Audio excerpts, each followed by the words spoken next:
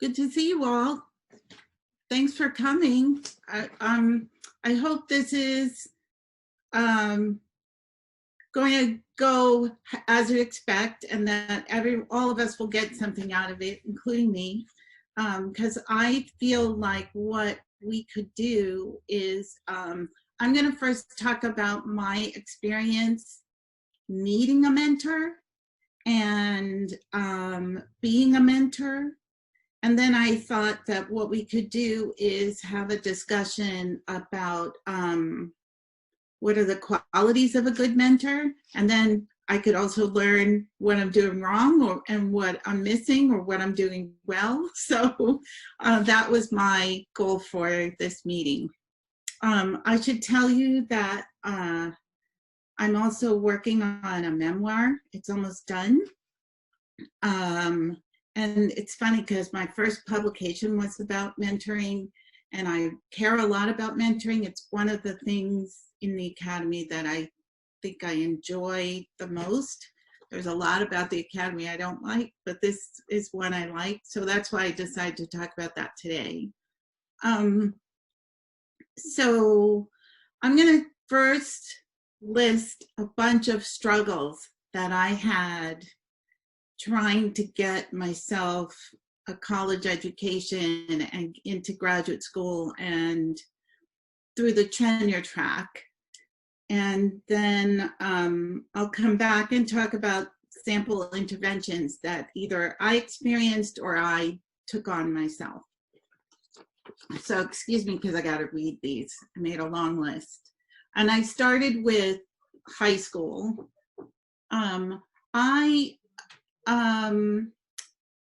I started out, I'm a New Yorker. I started out in a specialized high school in New York City, one of those that you have to take the exam for, and the only way to get in is through this exam.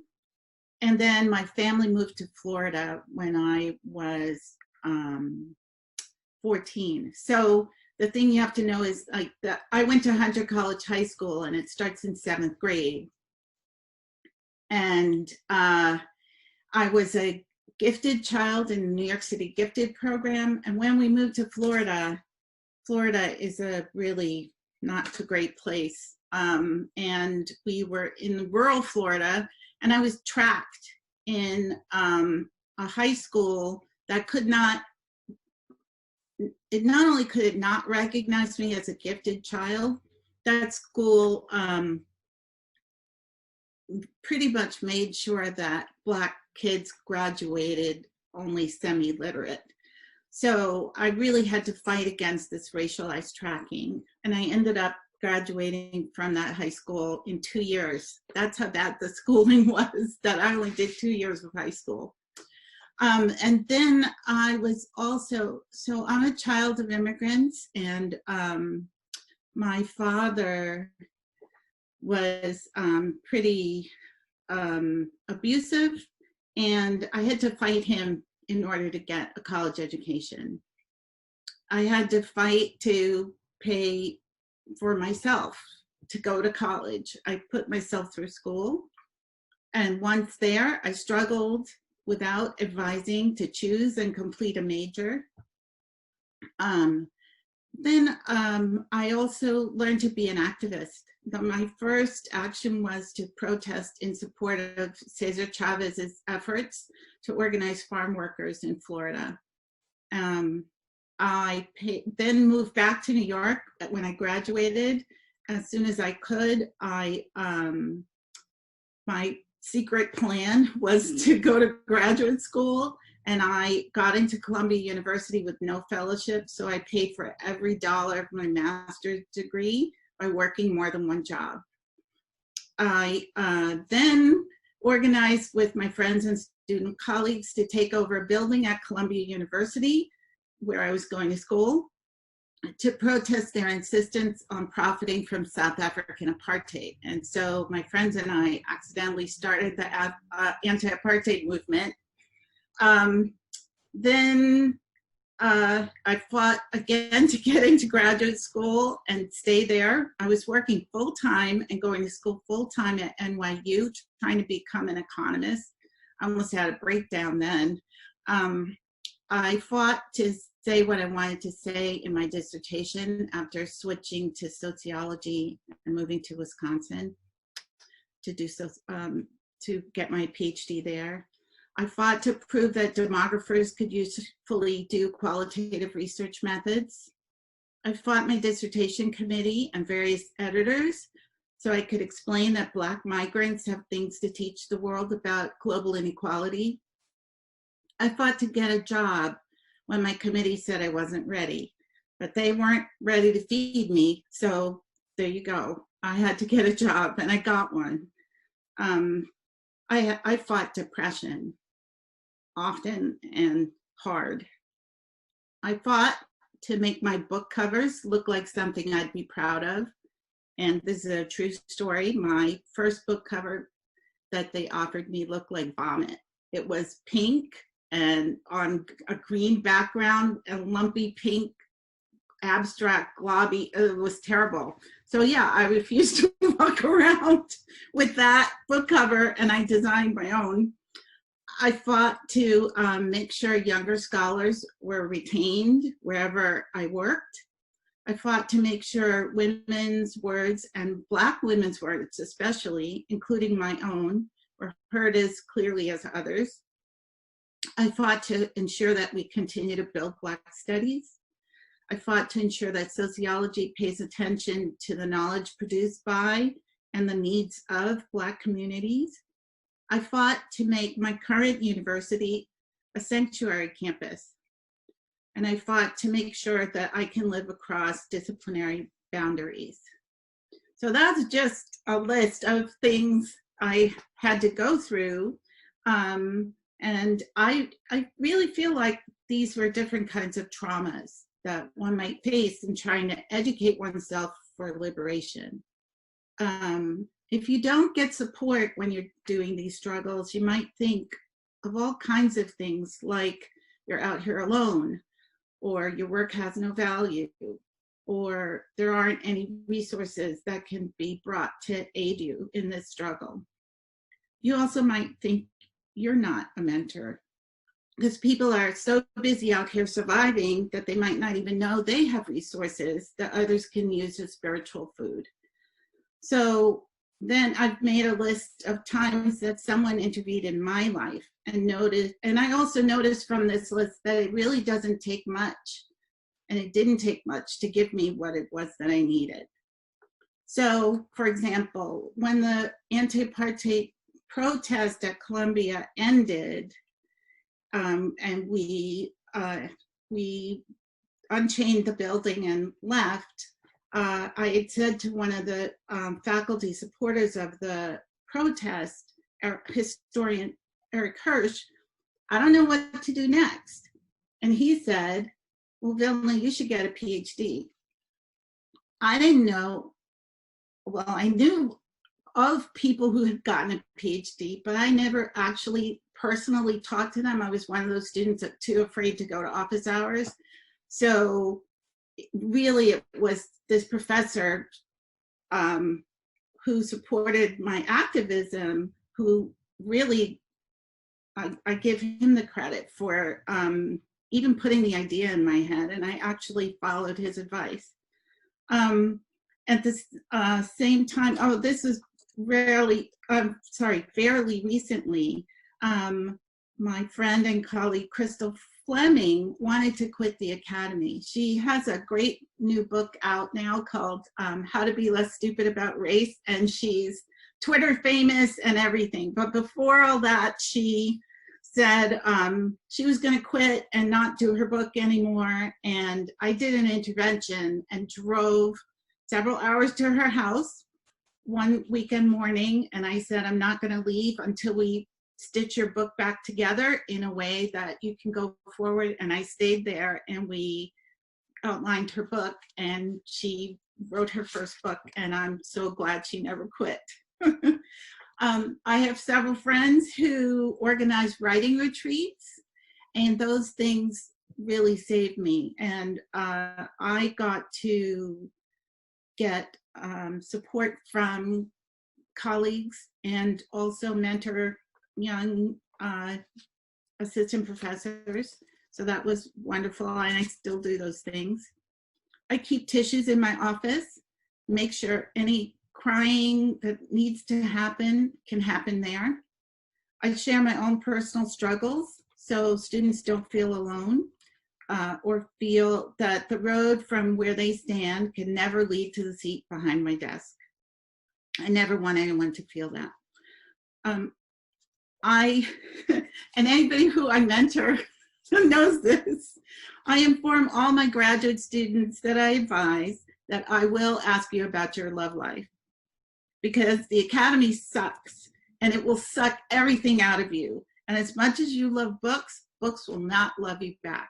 So I want to make sure everybody gets their love. I do things like join the athletics board when the chancellor asked me to. I couldn't figure out why I was there until the next meeting, the second meeting, and then I learned, I'm there to explain to all those white people why it is that the UCSB women's basketball team takes a knee. I review racist papers for journals. I don't want to, but the last time I did it, instead of just saying no, the journal editors actually forced the authors to go back and read race scholarship and revise their work. So that happens. I open my office to children. I make sure the department remains child-friendly, and I open my seminars and classrooms to children as well. And I talk about professionalization in my graduate seminars, giving out the everyday secrets of surviving the academy. So in conclusion, I make sure that students know that we who are interested in social justice undertake our studies in order to foster a struggle for a better life for ourselves and our community. And this requires optimism. When I did say that faculty mentors have to be optimistic, one of my students in the graduate pro seminar for Black Studies said, well, that's why in a dictatorship, they come after the professors first. So that's fine. Being a good mentor also requires a willingness to sacrifice in a spirit of care and also a spirit of self-care. Like I said, I will ask you all about your love life, but I will also make sure that I take care of myself, or I try, I'm not good at that, and make sure you take care of yourself. And then finally, as you can tell, mentoring requires honesty. I do not sugarcoat how hard this is going to be. So what is liberatory work in mentoring? As my student said, if the dictators come after the professors first, a good mentor makes sure that dictators have a reason to come after us first. Okay, so that's the comments I want to make. If anybody wants to say anything, please do. And then I thought we would do an exercise together where we can talk about what makes a good mentor. Any questions first before we do that?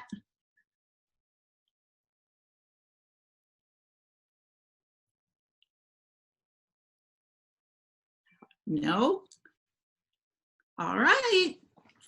Okay, so I should have asked if you all have, well, you all are at a computer, you can open a blank document. And I thought in order to construct a mentor, the ideal mentor, let's make a few lists and work from there. So maybe as you were listening, you were thinking about the times in your life when you could have used a good mentor. Let's take a minute to write down those moments. So if you can, let's take a minute and a half, and just write down some of those moments where you wish you had some guidance and could have used some help, please.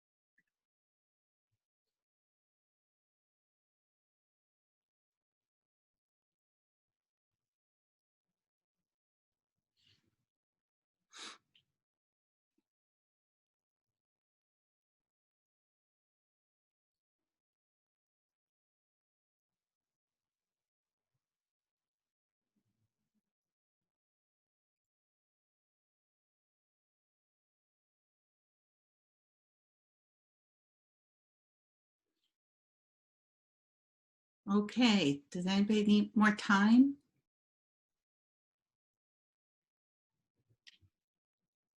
Okay, if you need more time, you can keep going, or we can start a new list. Let's why don't you write down those things you wish you could have a mentor do for you right now,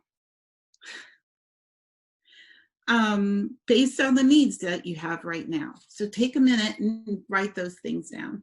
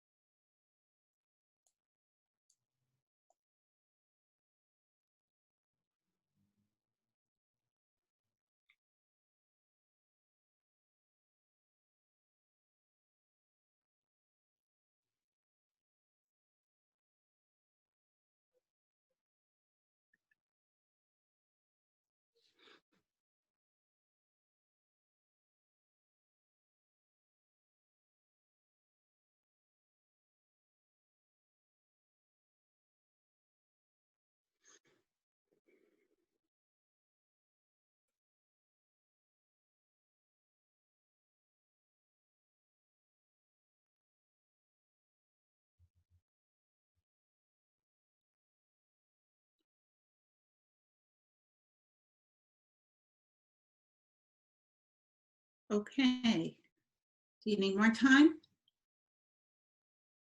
All right then. So how about if you've ever had a good mentor, make a list of those times they've intervened in your life and helped you out.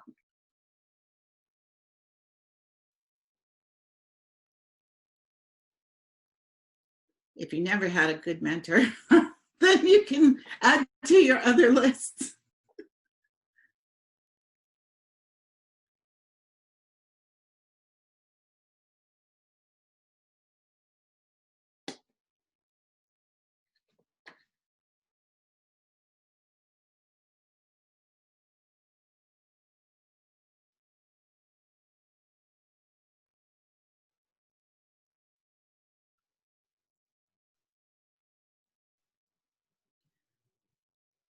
Okay. Okay, and lastly, I want you to look over all your lists and see if you can come up with a few qualities that you would use to describe your perfect mentor.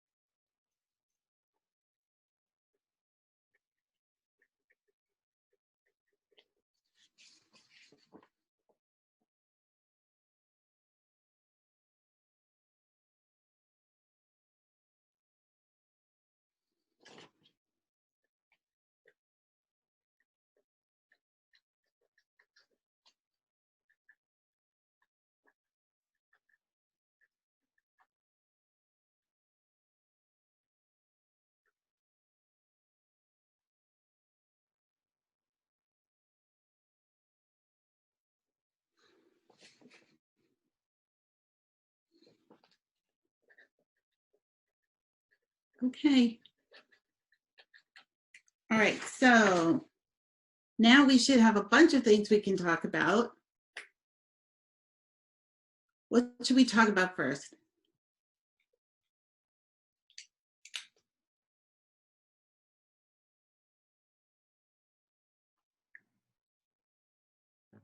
Hi, can I suggest something? Hi, everyone.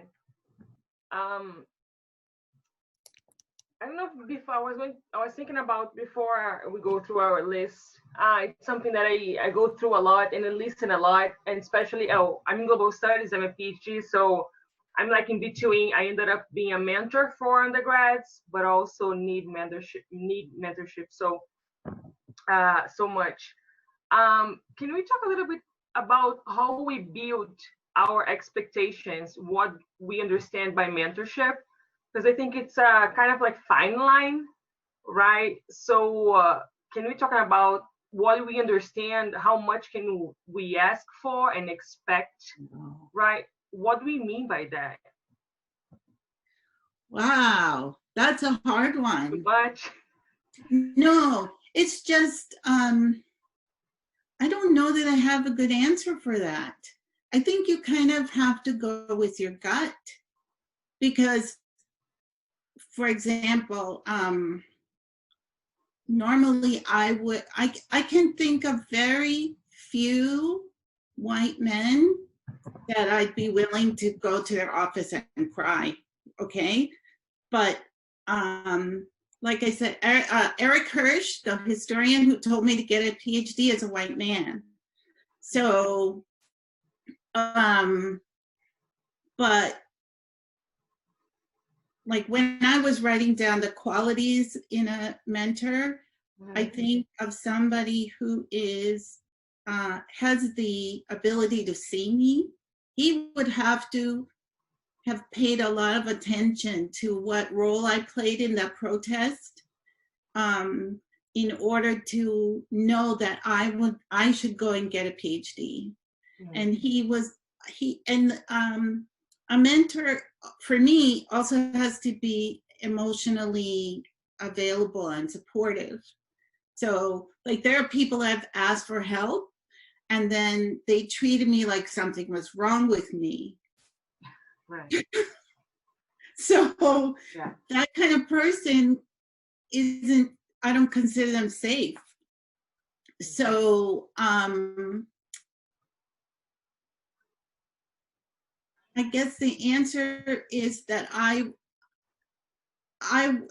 think you have to kind of go with your gut. Is this a safe person that I can tell them what I need and tell them, and because depending on where you are or what kind of person you are, needs can feel like deficits, especially in the academy where, you know, and if you're working class, if you're first in your family to go to college, if you're a child of immigrants, if you're undocumented, if you are, I mean, there's so many ways that you just don't fit. And the academy makes you feel like you don't belong if you have any of those things. So I feel that what's required is someone who feels safe, and then you can explore what your needs are and whether or not they can help you find some solutions. Great, thank you. Because to be honest, I mean, I was in graduate school before I ever even knew the word mentor. So I didn't even know I needed a mentor. I knew I was getting some really bad advice, but I wouldn't have known to go and figure out that I needed a mentor or how to go and find one. I think that's why I'm writing this memoir, because I'm sure, although I felt like I was the only person suffering these things, I'm sure that I'm not. But yeah, I could never have articulated those needs in the same way as I can now, looking back. But I do know that when I felt unsafe, I ran the other direction. And when I felt safe, I moved toward that person. And that's probably what saved me. Thank you. Sure. Okay, I have a question in the chat. I'm going to read it, okay? How do you know when you might be asking for too much or using the excuse that you're not being supportive? What's the balance of mentorship and your own work? You know what? Here's what I think. I think you can't worry about that. Screw that question. It's not your question, but having that question in your mind, you're asking for too much, that's not your problem. That's the other person's problem. They have to tell you if it's too much. Your needs are never too much. It's whether or not they have enough to give you, you can't find out until you ask them. Do you see what I mean? That's why that's not the right question. The right question is, I need this. Is there some way I can get it? And you will not know unless you ask. And then, you know, they say for salespeople, what you have to do is go out there and collect a bunch of no's. Just go and collect those no's. Just say, oh, you know, I need this, I need that, and then let them tell you no. That is my mantra for surviving the academy. I never tell myself no first. Make them tell you no. Because otherwise, you're gonna sit there and not get what you need. Make them tell you no. Don't tell yourself no first. Okay? Okay. Let's see. The balance of mentorship and your own work. I'm not really sure what you mean by that. But like, again, if it's a question of if you can't get your work done without some help, do your best to get all the help that you need. And if help isn't coming to you, you can either ask it in a different way or turn and go to a different person or a different, you know, like I have tried professors, asking for help from a professor, then getting therapy, then, you know, exercise. What I've told people is I really like massages, but of course, when I was a student, I couldn't afford that. So what would I do? You know, if I could get in somebody's hot tub, I could do that. Or if I could, there's all of these, if you really want to know these things, there's a whole bunch of self-massage tools you can get, like from Amazon or something. You can take a hot bath. You can do so many things that are, you know, life on a budget. So figure out the ways that you can get the things that you need. Yeah, when I could afford it, then I would join a gym and go in their hot tub. So there's ways that I needed to do things to my body to get the stress out. And that helps you survive. But yeah, under no circumstance should you start off by thinking your needs are too much. Never do that. Let them tell you that you need too much. Your goal is to finish. I have a question. Also, thank you for that. That was like exactly what I think all of us needed to hear, especially me. But I'm wondering too, like circling back to your idea of like people feeling safe. Like I love that I know exactly what that means. Like, okay, this person feels safe, right? And I feel like we're always navigating, like trying to know, like, am I safe with this person? Mm-hmm. And I feel like the biggest pain I've had, like with a mentor, is when they're safe for like a year. And then all of a sudden, like I've put in all this trust and like I've opened up and like, you know, I think you care. And then like they'll drop like a racist comment, you know, or like they'll be like, you know, dropping like, I don't know, like a harassing comment, like a sexually harassing comment, like this has happened. And it's like, it almost cuts more because you like just put a year of your faith in them. Yes. So, and then also, then when you create that distance, I'm always afraid that then I'm going to be thought of as like antagonistic, or I'm going to be thought of as like, oh, like, you know, she just ditched me, or like, I don't know, you know, like trying to consider the other person too.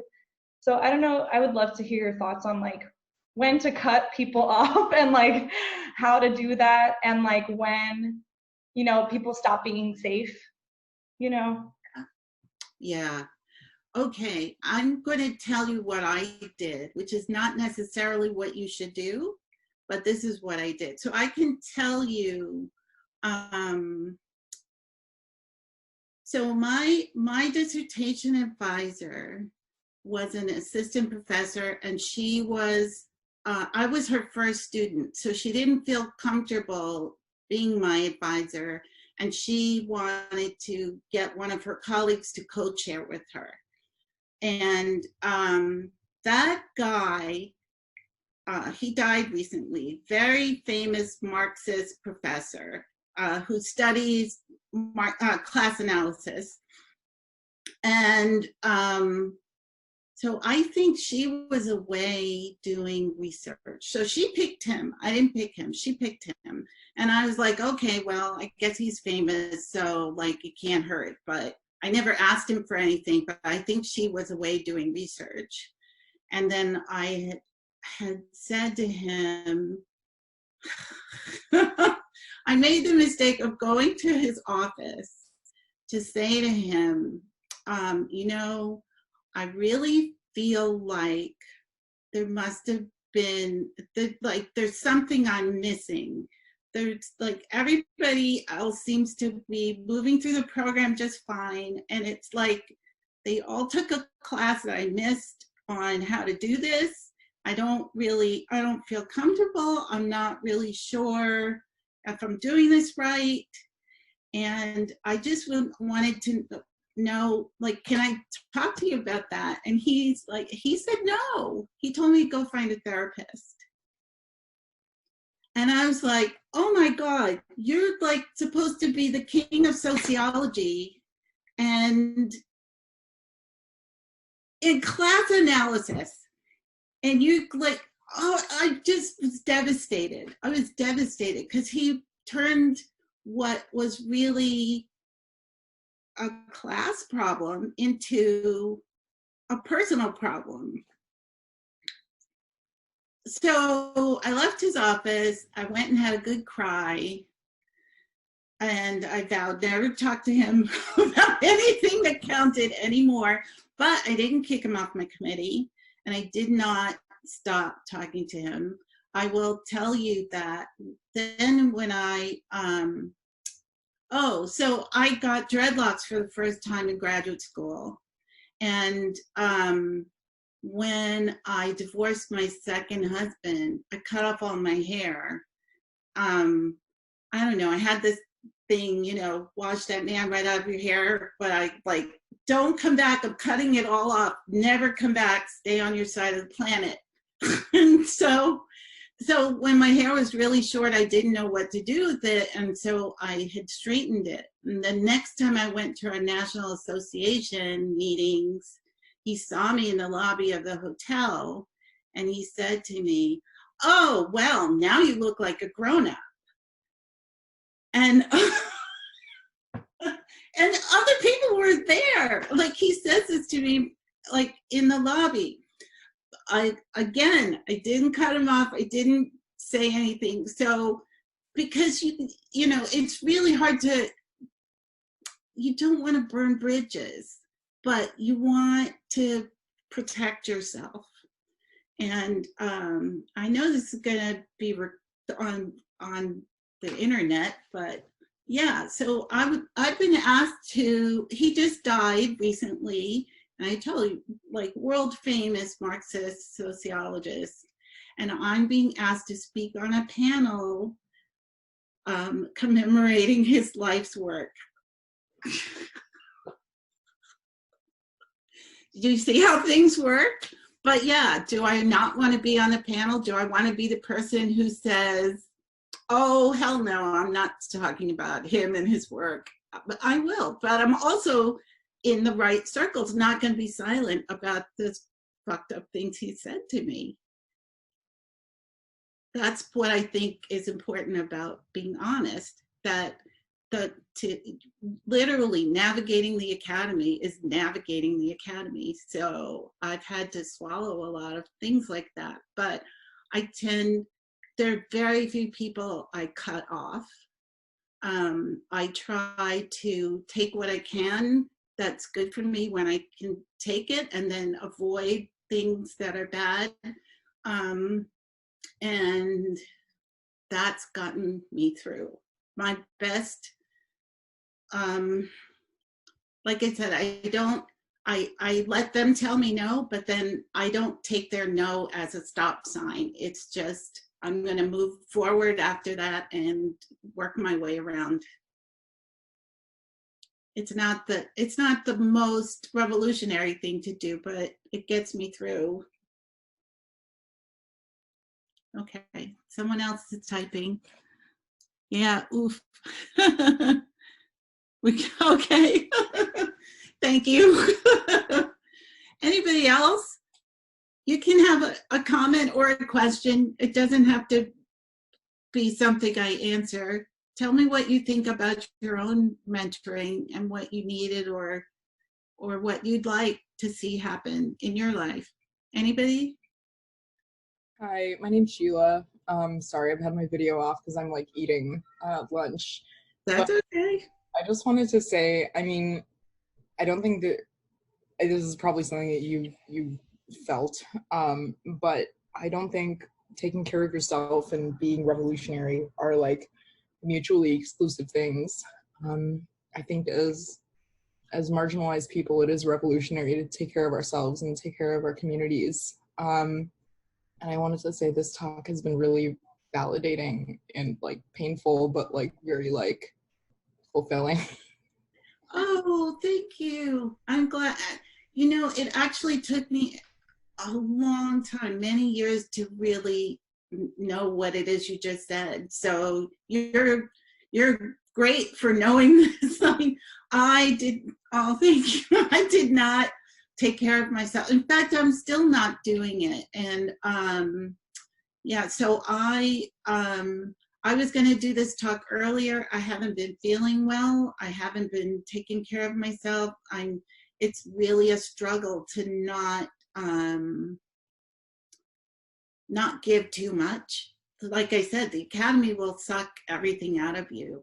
And I spend so much time trying to explain to my family why I work all the time, why I have to, why I don't really have summers off like they think I do. But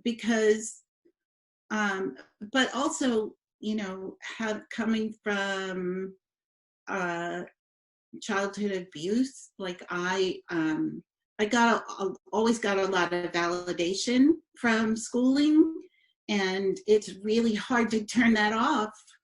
It's really hard to turn that off. So it gets all mixed up in my identity and my self-worth.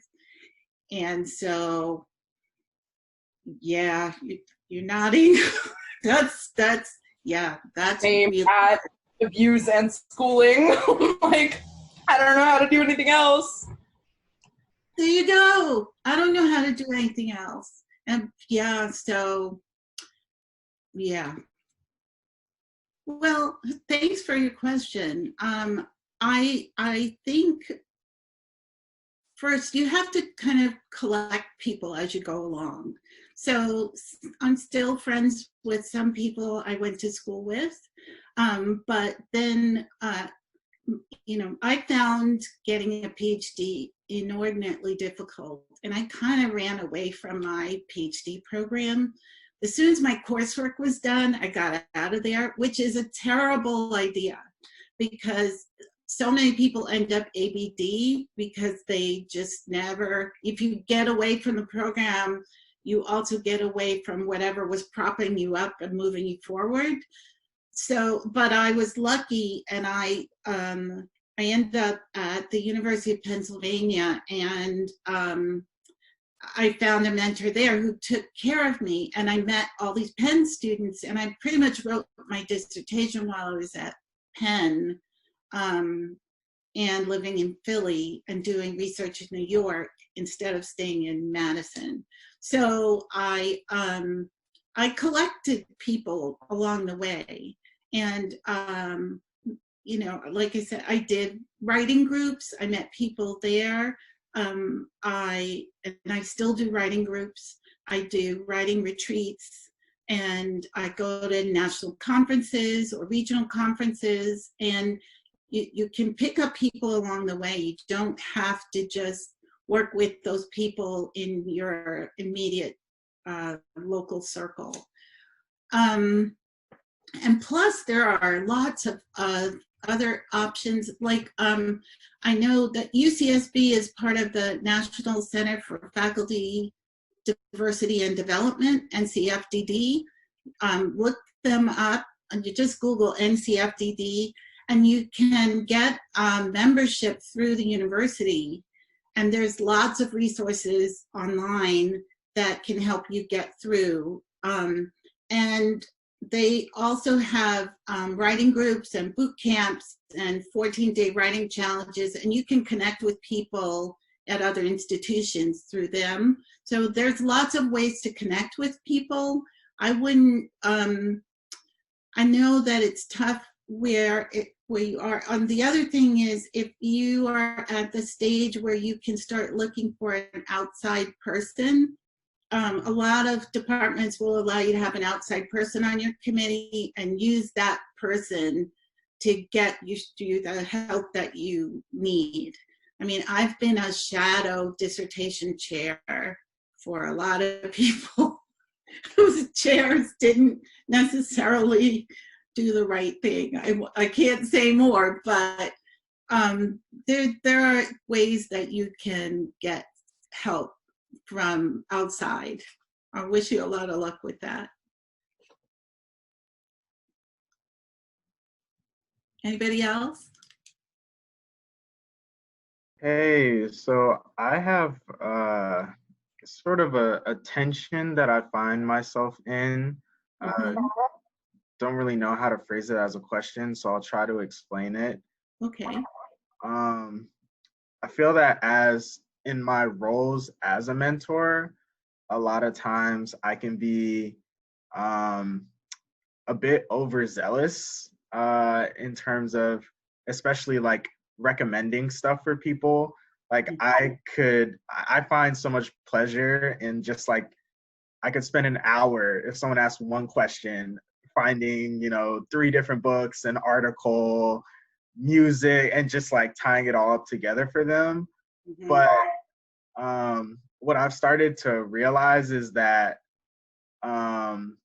even though I love it, it can also be time consuming.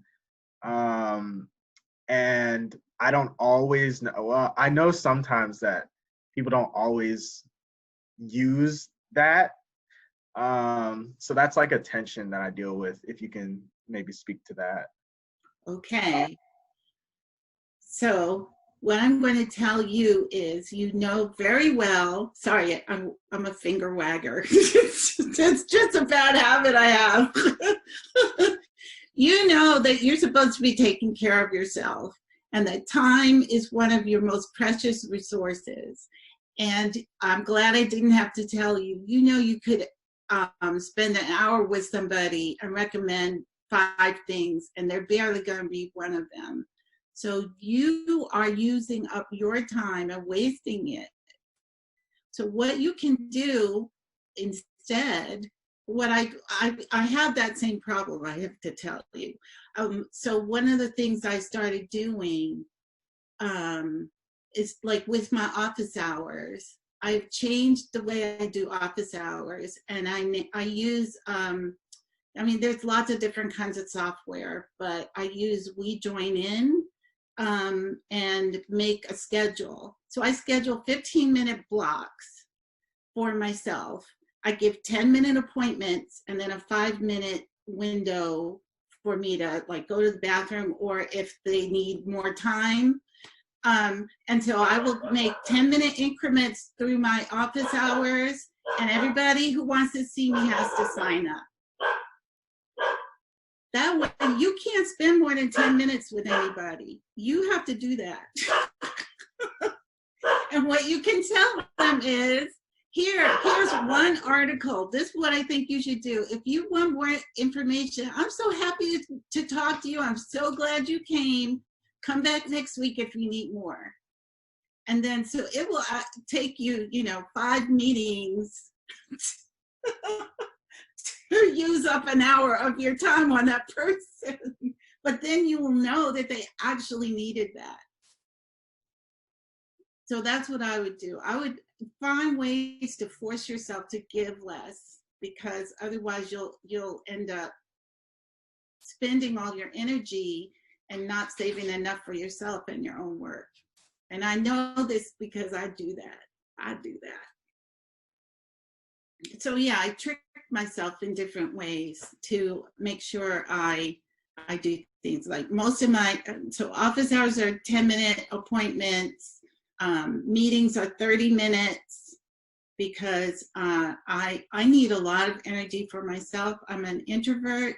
I need to focus in. And if I'm out all the time, I'll just use up all my energy, and I can't do it.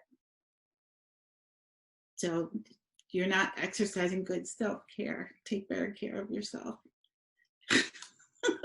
Okay.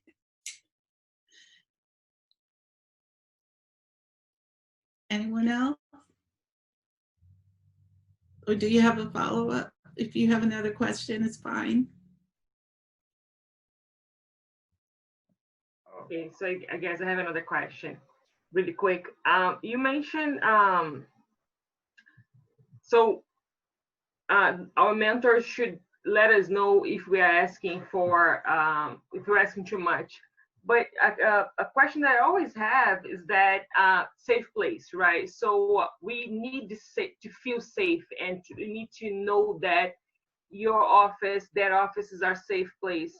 But my question is, how much can I expose about my weakness and knowing that's not gonna, come back to me? So if I go there and say, hey, I have anxiety, which is true, I have a hard time to sit down and write, and then I'm late with my my draft. So because it happened before, right? I had a mentor, and I heard, you have to learn how to manage your anxiety better because it's getting in the way. And I was like, right, but I don't know how. So the question is, how much can you expose without like being afraid that's gonna come back to you? I don't know the answer to that. I know that I have learned it depends on how you live in the world. The way I live in the world is, I don't know. See, I'm trying to figure out how to explain this. I feel, so people tell me I'm a really strong person, but I don't feel strong. I think they must be right, because I feel like I live very honestly. And I also know that there are a lot of people who don't live honestly, and who, they brag, or they have a false front or something like that. And I know those people are very insecure, but they sound strong. So it took me a long time to realize that the people who are always kind of showing themselves and showing off are weak. But so I figured out that this is a strength, but I just try to live very authentically. So, like I said, when I was a student, I went to this guy who I figured, well, you must know how the academy works because you're famous, and it backfired. But I feel like being honest is the only way I know how to live in the world. So I, to kind of pretend that I don't, if I were you, to pretend I don't have anxiety, it's just not going to get me anywhere, because then they'll just think I'm a flake, you know, or whatever. I'm late, and no, I will tell you, I'm late because I have this condition that I'm dealing with. I'm doing the best I can with it. And again, if they can't deal with that information, that's not my failing. That's their failing. Got it. You know, I can do my best to negotiate with them how we're going to manage, you know, this deficit that I have to work with. Right. But me having the deficit is nothing I can do anything about. We can negotiate how we're going to work around it. And if you're unable to negotiate that with me, I'm not sure how we can work together, but I'm willing to negotiate around that. That's the best we can do. That's why I think being honest about where you are and where the other person can meet you is really the best way to move forward. I'd like to ask somebody, like, to share something about that, how you guys feel about open up and being afraid or not being afraid of the backfire. If you just expose, or if you kind of like, again, pretend to be super strong, super productive, super healthy, but because you're afraid of a backfire.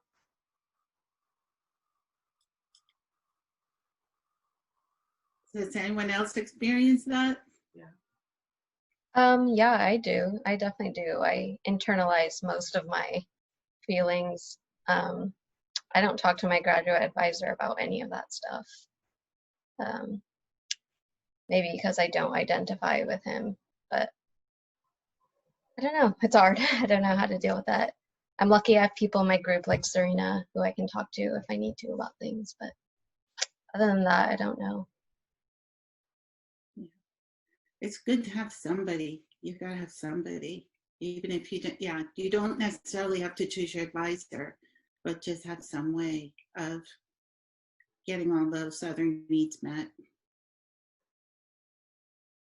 I have a question sort of related to that. Like, what advice would you have? And thank you so much for this talk, first and foremost. It's been very validating.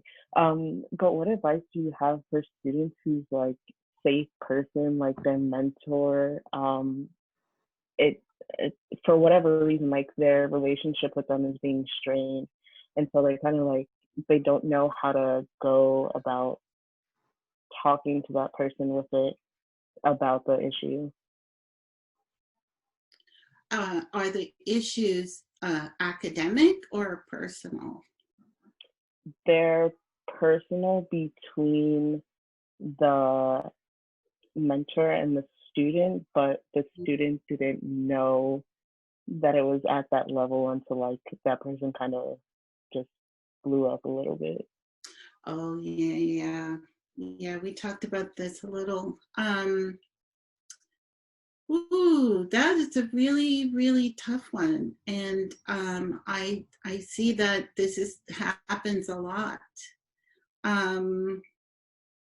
This is a very difficult thing. I'm going to have to think about this because I think it's a really important thing to discuss.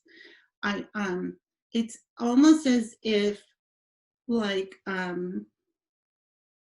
you know, like when I started this conversation, I was saying, I think when we have the discussion, there's going to be a lot of things I can learn about being a mentor so I can do it better. And I think there are not a lot of people open to the idea that mentorship, you know, can work both ways. Like it requires you listening to what the mentee needs and how what you're doing has an effect on them.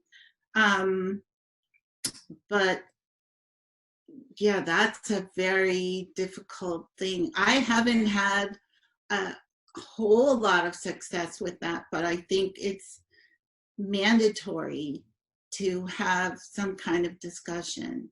So what I would do and what I tend to do,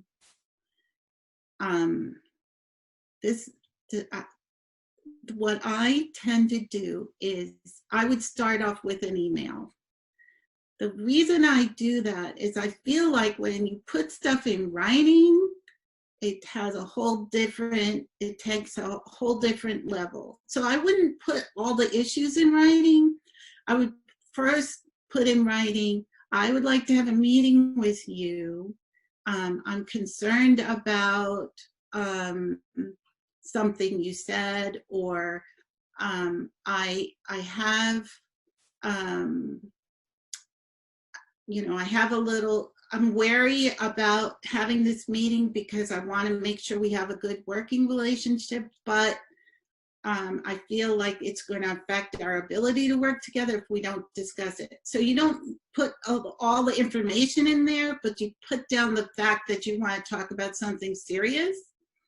And that, I think, may create both a little distance for you and for that person, because they come to that meeting with an idea that this is formal and not a complaint session or, your emotional breakdown or whatever. It's formal and it's a part of the working relationship. Do you see what I mean? So I think if you can have any control over how that first step gets perceived, that can really help. Thank you so much. I hope that helped you.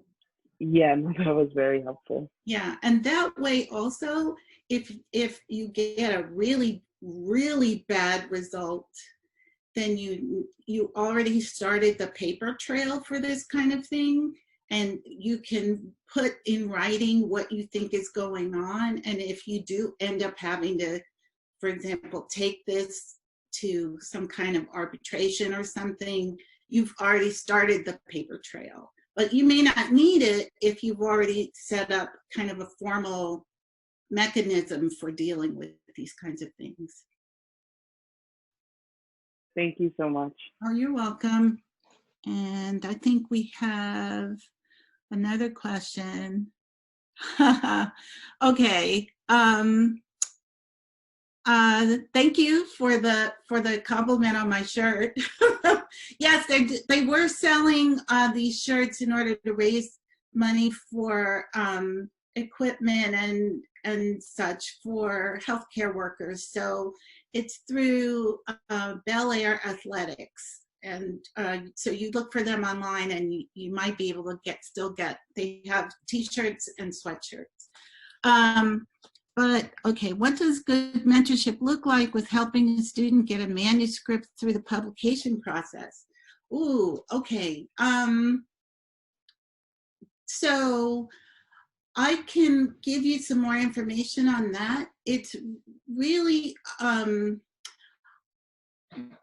it's hard to, it's a little bit difficult to say that one person should help you get through the publication process. But what I do when I try to help students, I do this through the Graduate Pro Seminar when I teach it in Black Studies. One of the things, so first you have to get your mentors to help you organize the paper. There's a formula that journals usually have. The way to get the formula is to look at many issues of a single journal and pick a lot of different articles, try to outline it and see how they organize their arguments. And then you can see what it is that journal is generally looking for. And then you have to figure out how it is that you would use reviewers' comments. And that is some really difficult shit to go through. So reviewers can be really hard, or they can sound like they're hard on you.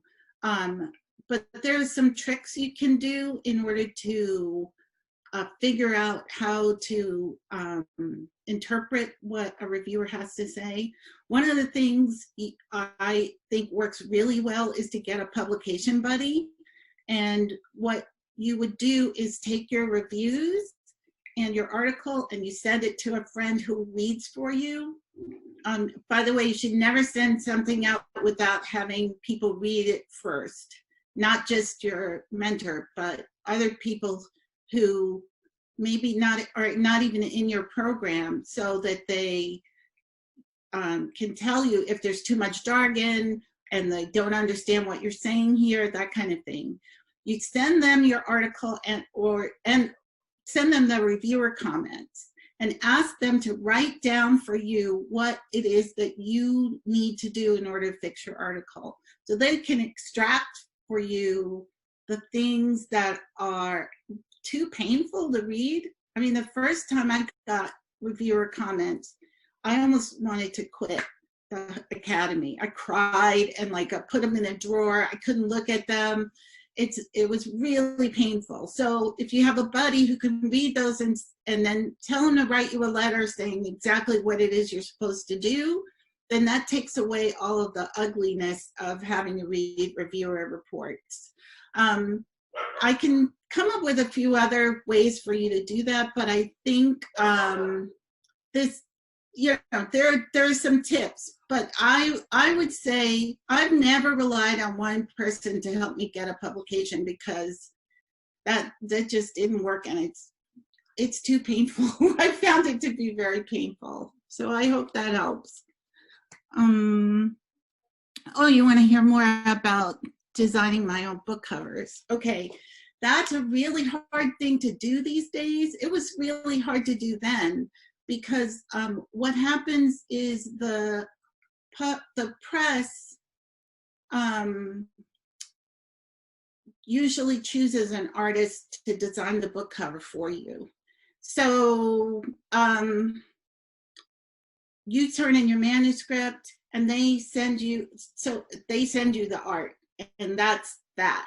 So that's what happened to me the first time. They sent me this art and it was terrible. And so I'm also a visual artist, and I did a mock-up of the cover I wanted, and I sent it back and I said, can you just do something like this? And actually that worked. But the second book that I had, what they did was they sent me, somehow they had like 6 different book covers that they had designed. 6 different people designed a cover.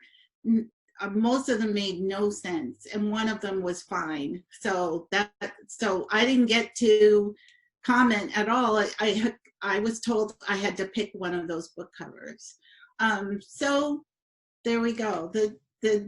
This for the memoir, I'm gonna submit a self-portrait. So I'm hoping that I get my own choice of what I want on my book cover, but generally speaking, you don't get to do it. I just, like I said, I make them tell me no, so I went forward and did what I wasn't supposed to do and designed it myself anyway. I do have a follow-up question. Is that like one of the main ways that you've been able to bring your visual art into your, like, you know, into the academy, I guess? Like, how do you like be an artist in the academy? It's really hard. It's so hard. So yeah, that was the first way. And then in my second book, I also so I used political cartoons to make my points. So I went and did some research and found a political cartoon to go with each, the theme of each chapter. And in my next book, I'm going to try to have at least one image go with each chapter. That's one way, bringing art into the scholarship that I'm doing. And I'm also, so I kind of, again, I'm forcing my way through. So I decided when I took the job here at UCSB that I was not going to hide myself as an artist anymore. I actually said that I was an artist in my job talk and in my cover letter, and I showed slides of my art, and and said that I wanted to do art as part of my work. I'm working to expand visual sociology so that we can talk more about art and even produce it. So it's been really hard because disciplinary boundaries are so stiff and so resistant to allowing us to be porous across fields. But I insist that I want to be all parts of myself. So it's hard as hell, but I'm going to keep trying.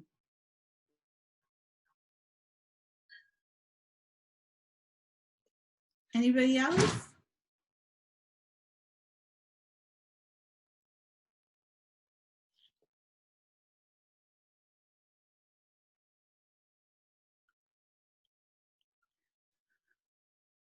I don't know, Chloe, what do you say?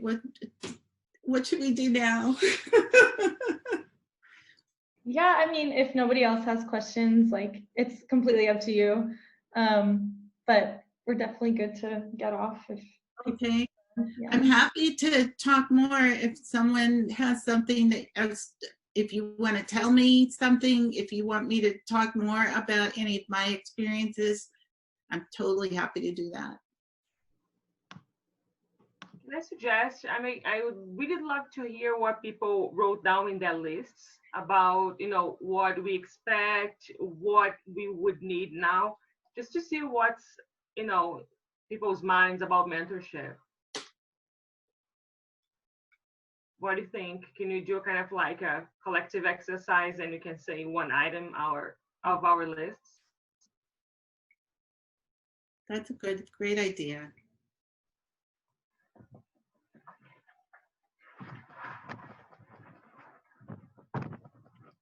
Or one quality that you think a mentor has to have?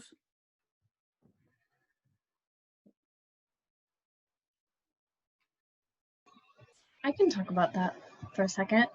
One of the things that I felt like I needed right now that kind of cross paths with what I look for in a good mentor is sort of willingness to open up personally. You mentioned like you talk to your mentees about their personal lives, and I really, really value that when I find somebody that I can be open with and who shares their life journeys. And I know that people might not want to share everything, which is totally okay, but I find it's a lot easier for me to have a connection and to kind of learn about my place in the academy when my mentors open up about what they've done, their personal struggles, their kind of how their journeys have gone in life. And also one thing that I enjoy that I've had at a previous university is some of my mentors would, like, for every once in a while go for like chips and salsa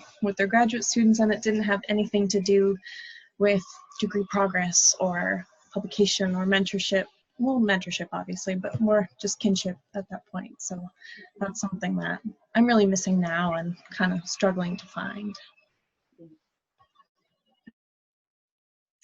Yeah, I'll just say that it's already coming out in studies that in the social distancing and quarantining that men are submitting more articles to journals than women, because women are coming home to kids who are no longer going to school and doing lots of childcare and writing less. So that's the kind of thing that makes me always ask about people's personal lives. It's not that it's a completely separate issue. Who we love and who we care for and who gives us love and who cares for us. It's an integral part of our productivity. So I don't think it is, the Academy encourages us to compartmentalize that because of how it's structured, but we can't change that structure if we're not willing to talk about these kinds of things and how they impact our ability to do our work. Well, so I was just kind of wondering, how are you advising students right now through this pandemic? And I came late, so I'm so sorry if you already kind of spoke to this. But yeah, how are you advising students right now, particularly those who maybe if you could speak to like students who are supposed to now maybe start their dissertation and may have to collect primary data in the field. Maybe how are you doing that, but also maybe what do you think, how do you think faculty in general could be supporting grad students right now who have to start their dissertations? Yeah, I don't know. That's a really tough one. That's a really tough one. I'm not in a position to advise anybody who's having that difficulty, although I am teaching this quarter, so I do have a lot of students who are spread out all over and facing all kinds of difficulties, from not having regular internet access to having lost people who have succumbed to the virus. So I don't know, I think it's got to be on a case-by-case basis. And to be perfectly honest, I'm also dealing with my own health issues, and I have 2 kids who are not going to school, and I'm trying to get my work done, and also feeling the effects of not sufficiently taking care of myself. So I'm just doing it day to day, case by case basis. I don't have a really good answer. I'm just insisting that everybody take as good care of themselves as they can. I made a personal policy of believing students. So, anybody who tells me they're having some issues and needs more time or needs to not do something for me when they had promised it, it's perfectly fine. But I think we all have to just put things on hold. I'm as guilty of this as anybody. If we just keep acting like we're not facing a global pandemic and we're supposed to just get all our work done, we'll never, it just makes no sense. We cannot move forward that way. So I think we have to behave as if things are not normal. We are not back to normal. So, that's why I'm here.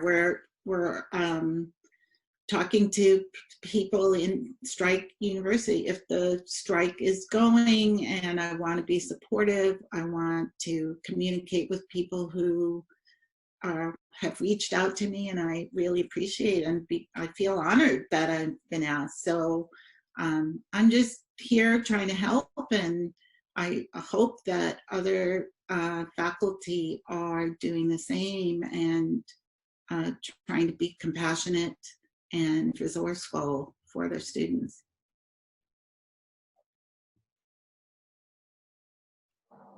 You're a beautiful human being. Thanks for sharing that. Oh. Thank you so much. That's very kind. I appreciate it. I'd like to share something that I add to my list. I think we are all grad students here, right? I mean, if not, I think we had one undergraduate, but okay. I actually think she left. So, yeah.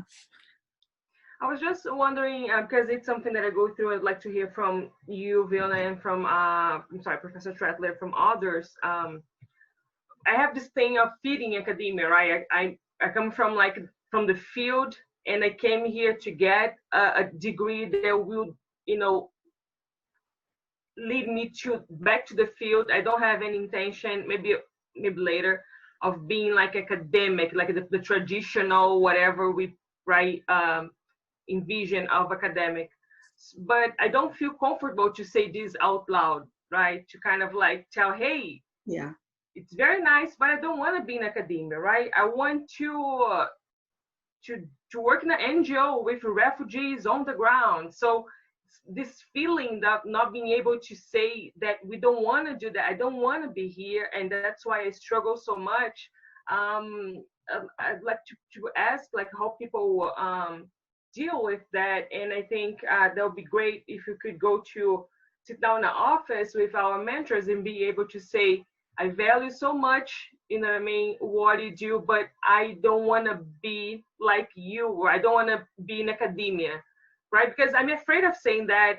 And they was like, then what are you doing here, bitch? Get out, you know? So it's very hard not being able to be myself and come out and say, thank you, but I don't want to do that. I want to do something else.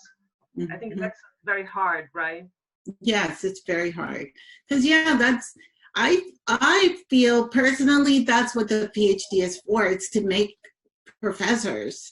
So I would have, if you had asked me about this before you undertook the PhD, I would tell you not to do it. And I do tell people not to do PhDs all the time, because there aren't any jobs. Right. and this is hard as hell.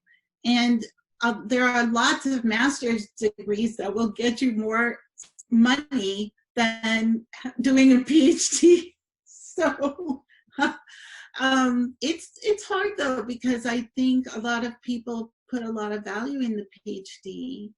And so, and I think that's a lot of what the program is all about. So yeah. I really, again, I don't know that I would say it, but I wouldn't be ashamed if I had to say it, because yeah, it's not, I don't think being in the academy is for everybody. And I also had no intention of becoming a professor when I did my PhD. So yeah, I'm not one of those people who thinks everybody here is supposed to become a professor, but I know that that's a struggle. Yeah. Okay, let me see, someone type something. Okay. Does anybody else want to share something? Someone who hasn't spoken yet, maybe? Or who has spoken very little? I don't know everyone's name.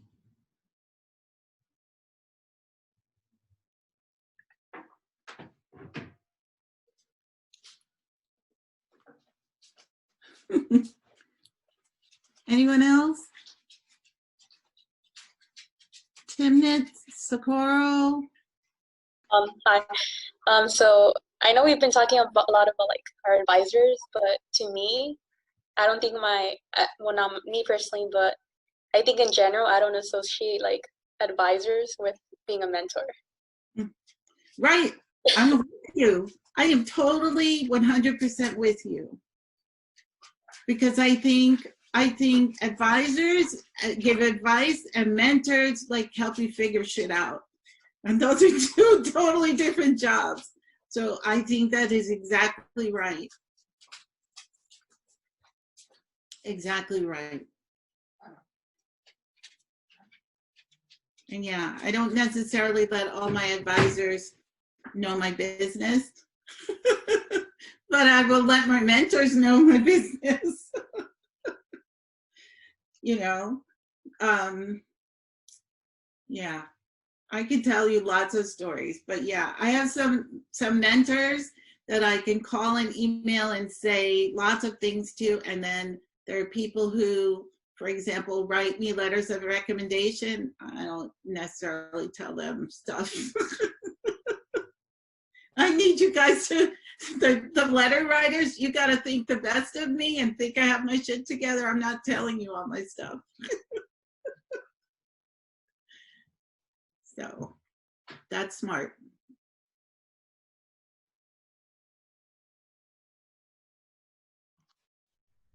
It's something that I had put on my list of just like an ideal mentor, or one that's like a quality that I've found has been the most important for me is like reciprocity, and just in general, like mutual vulnerability, because I don't find that like I can be open and vulnerable with somebody who doesn't reciprocate in that way for me. And like, I don't really think mentorship goes like unilaterally. And so like, I like when those roles get reversed. And so like when I meet like typically the mentor, if I become like menteed by that person and vice versa, I think that those for me like end up being the most impactful relationships, because I feel a lot more secure in that. I think that's great.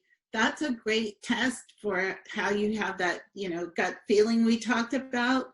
If you reveal a little bit and then that person just says, oh, well, so have you read such and such journal article?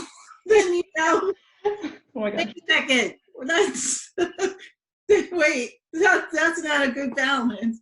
But yeah, if you like for example, if someone comes to me and says, how are you doing? And I never say fine. I always tell people how I'm actually doing. And then you can, and if I'm not 100% forthcoming, you could probably tell by my face how I'm feeling.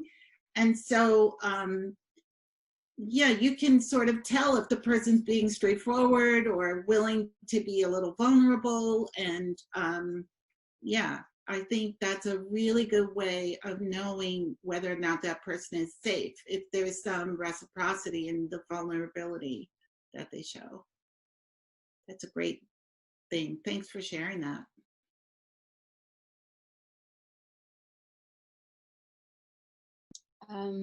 Hi. Definitely, I'm in agreement with all that about what has been said. So that's probably why I haven't really talked a lot, because I'm like, yeah, exactly. But one thing that I certainly put on my list, and I think has been echoed in this conversation in general, is having the capacity to recognize my humanity as a mentee, as well as me as a mentor, having the capacity to recognize my mentee's humanity, and understanding that, we're not machines, which I feel like a lot of the time, especially in the world of academia, we often forget to talk about or often forget to emphasize, which is problematic, and also I think really plays a huge role in the inability to be vulnerable.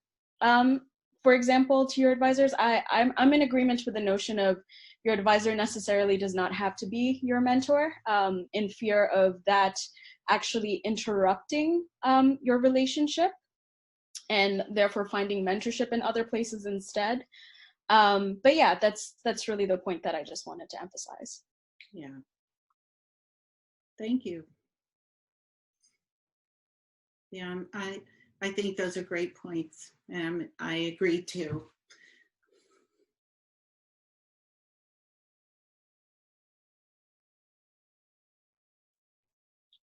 I have a question. How many of you are have parents who've gotten PhDs, or are you kind of first in your family doing this? I'm first in my family. Me too. Me too. I'm first too. I have one parent who did. Okay, you have one parent. Mm-hmm. Yeah, I ask because I guess so then my next question is, so I sort of had this idea that if you have a parent who's done this, you probably have given some forethought to whether or not this is worth it. But I don't know. I mean, how are you guys feeling about whether or not this whole enterprise is really worth it? Well, I think right now it's particularly hard. So I'm a first gen college student all the way, in my entirety, and I'm the oldest. And I have parents still who are getting older who, I would like to be able to support. And honestly, just right now, this pandemic just makes me think like, I don't really know what future I'm gonna have economically, financially. So, and I live away from my family now, and since I haven't been with them, I'm physical distancing by myself away from them. So I'm not really able to help them out currently. And of course, we don't know how long this shelter in place will be in place. And so, yeah, it just feels, it's just, I'm trying to be present and take it day by day, as I think you and others have mentioned. But these small thoughts of like, okay, and what's going to happen to my life now, kind of like are there, but I just try to hold them at bay for now, since I mean, in any case, the future is always going to be unpredictable, I suppose. But yeah, it's been tough, I would say. Yeah. Yeah, I'm sorry you're going through that. It's really hard. But yeah, I'm first in my family too. And my brother, I have a brother who didn't go to college at all. And he worked at Tampa International Airport, and now he's out of work. So I just feel like, I don't know that this was worth doing most of the time, but then I'm like, oh my God, I'm one of those people who still has a job because I got tenure, and they still need us to keep the university running. So I guess I'm fortunate, although it's really been super hard to put classes online without having had any experience in doing that before. But yeah, we don't know what's going to happen to anybody, whether they're in or not in the academy. We don't even know what the academy is going to look like. So I think we just have to hang on and do what we can to try to shape a new space where we all can fit and be included and have a living wage, and not make it so hard for the next group coming after us. Anybody else want to talk about their thoughts? Do you think this is worth it? I'm at this point where I'm writing the answer to that question in my memoir. So I'd really love to know what you think. I think I'm just trying to believe in the process, because coming from where I grew up in a favela in Brazil, right? I'm doing a PhD in Santa Barbara. So I'm like, listen, life, I mean, it's been hard, but I've grown a lot, right? So I'm like, I believe that despite the struggle, I'm going somewhere better, right? So I'm just like, okay, girl, believe in the process, right? Because God, life, whatever is out there has helped so far. So I believe I'm gonna go somewhere. But it's just like, I work with migrants, right, and refugees. And when I think to myself, and I'm like migrant myself, right, not even first gen, but migrant myself. When I look at these refugees and immigrants who are struggling much more, I don't know if it's a fair comparison, but I keep reminding myself of my privilege, right? Where I'm living in Santa Barbara, like, you know what I'm saying? So I don't know. I think that's what keeps me going, is the fact that I keep reminding myself of the privilege that I have, right? Where I came from, where I am now. So yeah, I don't know. I struggle a lot, but I'm still very privileged. That's what keeps me going. It's not like the possibility of like a good job, a stable job, and more money later. It's just the fact that I am freaking privileged. Like the world's falling apart, and I'm in Santa Barbara. Yeah. Right. So these things that keep me going. Okay. Yeah. I feel like I wish someone had just like looked at me making this like PhD decision and been like, okay, realistically, like, because I always thought that, okay, if I want to like take my family out of the cycle of poverty, then I need to keep getting more and more education, which is like not really how to take your family out of poverty. It's like, actually, you just get a bachelor's in computer science, and then you go, and like, don't get a music PhD. Like, don't do that. So I just wish somebody had like seen me like getting a PhD and been like, no, if you want to buy your mom a house, like go into like somewhere else, you know? So it's just like, it's so hard. And then at the same time, like I'm able to study, you know, like Latin American music, like how cool, you know, like I can study my people's music, you know? And it's like, but I'm like constantly like, okay, but where's the money though? So yeah, I don't know if it's worth it. We'll see, I guess.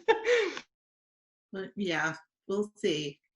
Well, I don't know if you know this, but when you go for your first tenure track job, look me up when you need to negotiate, because you can tell them you want a house, and then you can say, I'd love to take your job, but you know, I gotta have a house, and so what housing assistance do you have? And they can help you buy a house. That's something you can ask them for.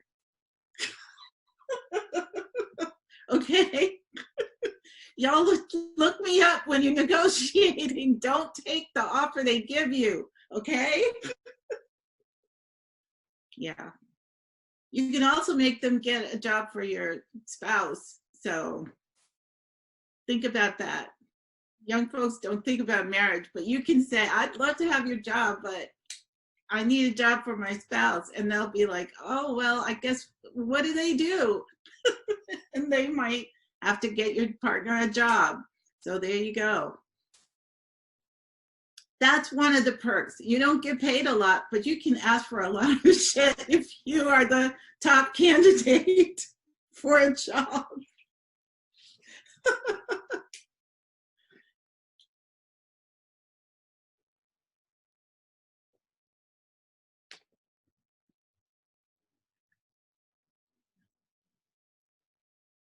All right.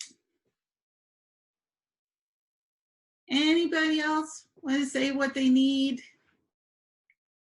Has this been good for you all? Helpful? Useful? Crying is okay. Like I said, that's why I have tissues in my office. It's necessary. This shit is so fucking hard. So hard. But yeah, I think we can. It's important that we don't give up, even as hard as it is, because we deserve to be here if we want to be here. And they can't keep us out. So. I have a question. Yes. So I've heard a lot of stories from like, I remember like assistant professors that when they start, they get a lot of, like the departments will ask a lot of labor in terms of like mentoring and like things that don't involve their scholarship necessarily. So I wanted to know, like, I guess like your experience with that, or. Yeah. So the thing is, in a good department, your senior colleagues will help you avoid a lot of service. They will give you the high labor jobs.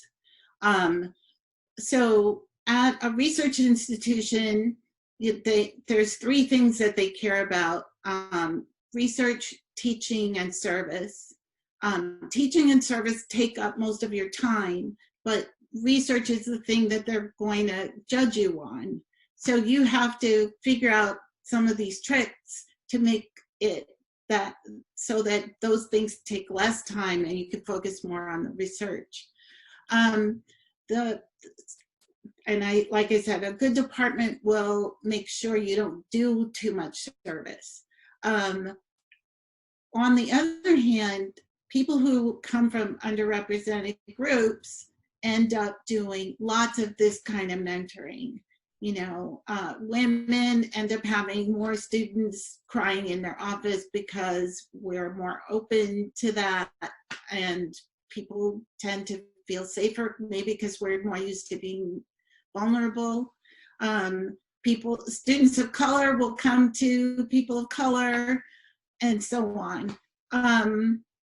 And you're gonna feel kind of torn because, you know, you're gonna remember your struggles getting through the academy. But there's nothing your colleagues can do about that in terms of students of color or students who are LGBTQ or in some category where they identify with you, coming into your office and seeking help. So again, you have to find ways to do that work, which can be very gratifying, and also protecting yourself. There's a third thing, though, that the institution is probably going to want your service because you fill those underrepresented slots. So, you know, like, will you be on this committee because we really need the voice of a person of color, or we don't have any women in this thing, so would you please be on that task force? That's the kind of service that you should really think hard about saying yes to. And so in the interest of time, I'm going to just tell you that I wrote a blog post for, there's a, excuse me, a friend of mine has a blog called Get a Life PhD. And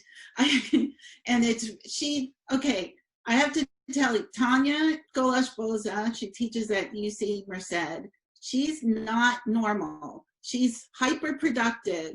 So when you read her blog, don't think you can live a life like Tanya's. She's hyper productive, but she has a lot of good advice. And I wrote a guest blog post called Get Yourself a No Committee.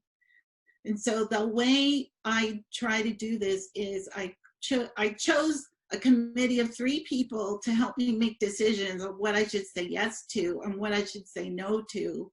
And all the instructions for how to do that is in that blog post. So get yourself a team of people to help you say no to things. And the secret ingredient is that you have to listen to them, or else they're going to stop giving you advice. So that's why I chose 3 people. They can vote, and I always listen to whatever it is they have to say. And to be honest, they have never steered me wrong. So get yourself a no committee, and they'll help you say no to things. Thank you for sharing that. You're welcome. Do you think that applies also for when you're a student, like right now? Yes. I'm not going to out the person, but there's another person in this chat who is a mentor who gives too much of themselves. It wasn't just the person who asked the question. And so I know there are other people here who give too much of themselves. And yeah, you should really think about whether or not you should be doing this. So yeah, for example, I didn't ask my no committee, should I come on Strike You and talk about mentoring? Because I really love mentoring, so I wanted to do this. But yeah, I have to think really hard about all the things I say yes to. And so you should do it. There's nothing wrong with starting now.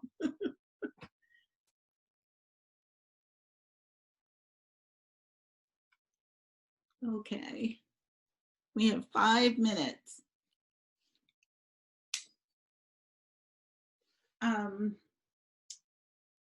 So just for the hell of it, then I'll also tell you, I wrote a piece for Feminist Wire called Stand for Women of Color for Tenure. And it talks a little about the inequities in tenure reviews for women of color. And yeah, so that like there's various periods in your academic career when you're going to need help now and through the future. There's no time at which you serve as a mentor and you're not also going to need mentoring. So I would just advise you to, like I said, collect people as you go through the academy. Try your best to avoid spaces and people that are not safe, but don't burn bridges because you might need to cross those bridges someday. And try your best to put some self-care in your life. Oh, so this is something that I tell graduate students all the time, and any undergraduates who are still on the call. This is really going to sound crazy, but you should do this. You should really try to have weekends off. If you can't have weekends off, you should have at least 1 day a week off. And I mean off. I mean not signing into Strike University, not checking emails, not going to the library just to pick up a book because, you know, it's a sunny day. Off.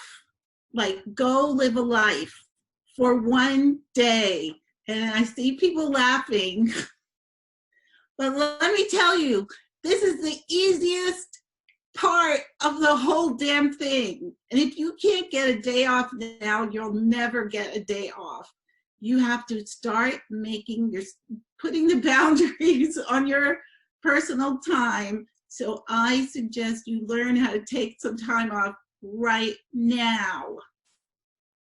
Okay? So since you did this work today of setting things up, Chloe, you should have tomorrow off. Off. And even though we're all stuck at home in a pandemic, you still need time off. Off. No computers, no email, no reading, no, I'll just grade these papers. No. Go take a walk, run a hot bath, binge watch Netflix, eat some gummies, do your thing, and get some rest. And don't think about the academy for 24 hours. Very healthy exercise. Okay. I'm going to start to say goodbye.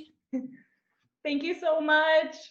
Thank you. Oh, you're welcome. This was wonderful. I really thank you for reaching out to me. And Thank you so much. It helps a lot. And super good luck to you all. If you need any help, if you need, let us know. Let's come together, support each other, especially not only times like that, but to navigate this craziness that we decide to take on. And you guys take care. I'll walk the dog, by the way. Take care. That's good. Good to see you. Bye. Bye. Okay. Bye, everybody. Take good care of yourselves. Go do your favorite thing. Bye. Thank you. Make a cocktail. Make love. Have fun. Thank you. Bye. You're welcome. Okay, we'll talk soon.